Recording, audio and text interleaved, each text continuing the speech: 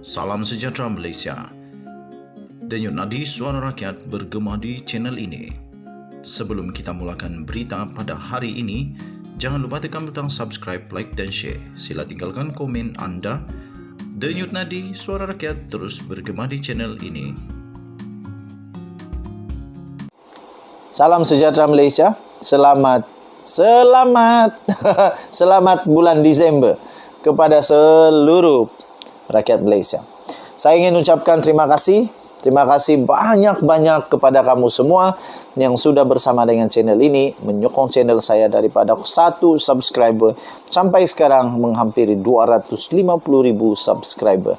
Ini semua kerana bantuan kamu. Saya ucap terima kasih, jutaan terima kasih kepada semua.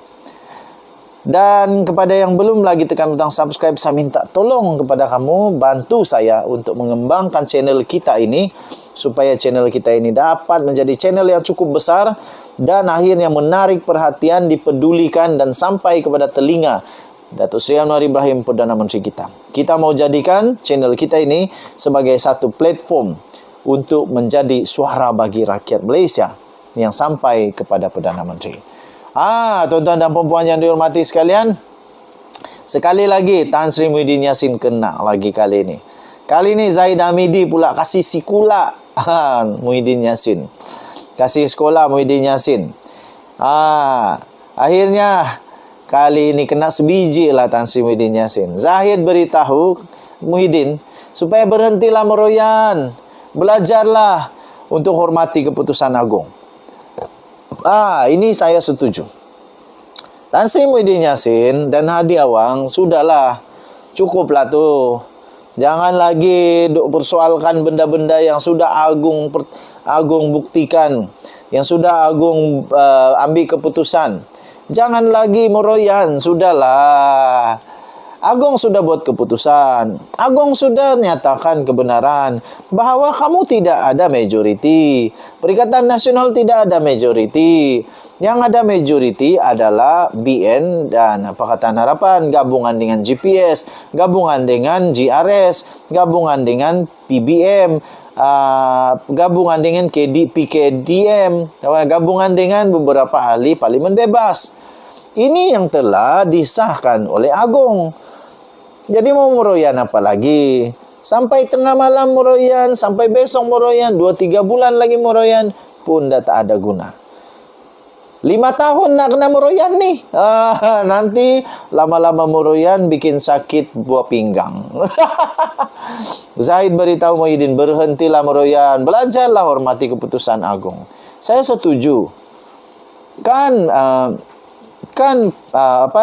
UMNO, Bersatu dan PAS mempunyai satu persamaan yang besar, iaitu mempertahankan Raja-Raja Melayu, terutamanya untuk kedaulatan Seri Paduka Baginda yang di-Pertuan Agong. Kenapa sekarang Agung nyatakan keputusan dia tidak boleh terima pula? Zahid Hamidi, dia betul-betul ikut kepada Perlembagaan Parti Barisan Nasional, iaitu dia kata mereka dalam Barisan Nasional kata mereka ingin menjunjung titah dan mempertahankan kedaulatan Raja-Raja Melayu, terutamanya Seri Paduka Baginda yang di-Pertuan Agong. Sebab itu dia sanggup untuk membelakangkan keegoannya No Anwar No DAP kerana supaya dapat menjunjung titah Seri Paduka Baginda yang di-Pertuan Agong. Datuk Seri Dr. Ahmad Zahid Hamidi membidas Pengerusi Perikatan Nasional PN Tan Sri Muhyiddin Yassin yang disifatkan tidak menghormati. Hati-hati tahu. Disifatkan tidak menghormati institusi susah lu kamu sebut. Institusi Raja-Raja Melayu selepas dilihat bertindak mempertikaikan segala pelantikan yang dibuat di dalam kerajaan perpaduan. Timbalan Perdana Menteri yang juga adalah pengerusi Barisan Nasional itu turut berkata, Muhyiddin dan sekutunya perlu berasa malu. Siapa sekutu dia? Hadi Awang lah. Perlu berasa malu kerana dilihat terlalu gilakan kuasa hingga sanggup mempertikaikan keputusan Raja-Raja Melayu. Sebaliknya, kata beliau, Muhyiddin perlu untuk mencontohi DAP yang lebih mementingkan negara daripada kepentingan parti dan individu. Bergerak ke depan demi menjayahkan kerajaan perpaduan yang telah dicadangkan oleh Seri Paduka Baginda Yang di-Pertuan Agong Al-Sultan Abdullah Riayatuddin Al-Mustafa Bilasha. Muhyiddin perlu menghormati segala pelantikan ini, katanya. Tindakan Muhyiddin dan sekutunya yang cuba mempertikaikan segala pelantikan ini adalah gambaran wajah sebenar Tan Sri Muhyiddin Yassin dan sekutunya yang tidak menghormati institusi Raja-Raja Melayu. Muhyiddin dan sekutu perlu untuk belajar menjadi pembangkang berwibawa dan bukannya merengek-rengek serta meroyan-royan. Tidak dapat menerima hakikat beliau gagal untuk menjadi Perdana Menteri dan gagal untuk membentuk kerajaan. Belajarlah menghormati proses dan keputusan yang di-Pertuan Agong. Belajarlah. Dan Majlis Raja-Raja Melayu, kata Zahid Hamidi dalam kenyataan di Facebook beliau pada hari ini. Ahmad Zahid turut menegaskan kerajaan terbentuk hari ini bukan kerajaan Pakatan Harapan. Bukan. Sebaliknya ini adalah kerajaan perpaduan hasil gabungan kerjasama parti terbesar dan parti kecil lain yang memenangi pilihan raya untuk membina dan mentadbir negara lebih baik daripada kerajaan terdahulu.